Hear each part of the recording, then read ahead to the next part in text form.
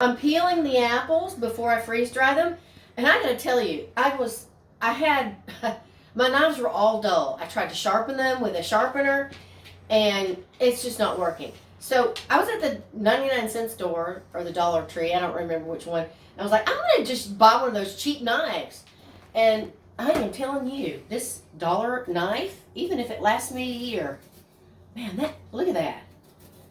That peels so nice, like smooth, and I'm very pleased with this cheap knife. Anyway, so I am cutting these up in bigger chunks because that's how I like them. It takes longer to do when you're freeze drying, but what you do is you just takes longer. Just keep the same. I make mistakes all the time by putting different items like apples and bananas together in the freeze dryer. It's better if you put the whole thing the same thing because it'll freeze dry the same time frame. So that's what I try to do. And of course we don't waste anything here. So some stuff the dog's going to eat and some stuff the worm's going to eat. The dog loves this. He's not going to eat all that, but I'm going to give him some of that, and then whatever he doesn't eat, the worms are going to get and compost. So I'm making 2 little bowls here for the dog and for the worms and compost or whatever. So, and I'll show you when I'm done with this. Oh, by the way, you need to keep everything sanitary because a freeze dryer does not get rid of germs or bacteria or that's why you can freeze dry your yogurt and your bacteria will still be good. Your good bacteria. So you need to. You're not supposed to touch anything, right? Yeah. Like I mean, when don't stick your fingers in that. Yeah, with your hands dirty. I can't stick my fingers in that. Yeah. So that's why I'm using gloves. I wash my hands, but you never know if your fingernails are completely.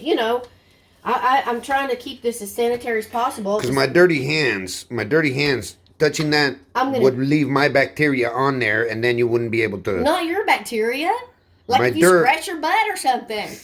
That kind of thing. Yeah, that's what I mean.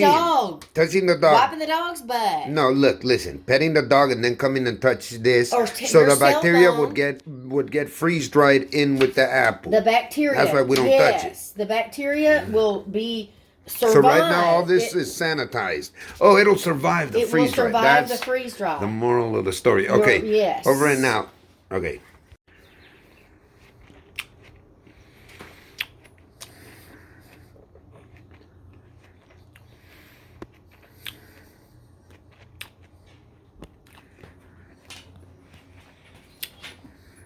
Okay, now that I have apples cut, you just place them on your tray, your freeze dryer tray. Now, keep in mind, some people think, oh, I got on gloves, and then they go and touch their cell phone and things like that. No. If you touch your cell phone, you better wash your gloves because the gloves are there for you to use to keep your dirty hands off. But if you're touching stuff and dirty in the gloves, you might as well have dirty hands.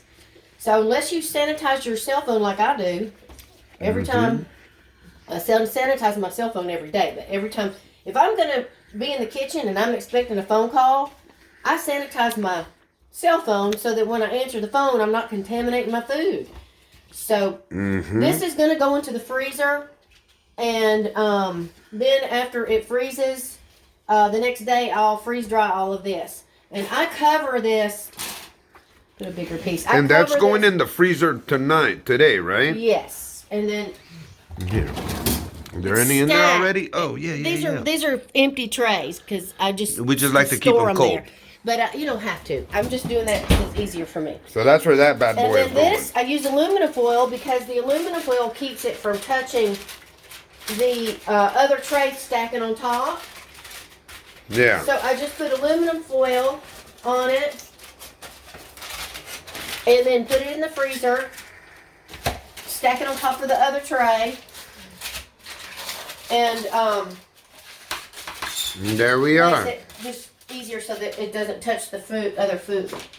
And then you just pop it right in.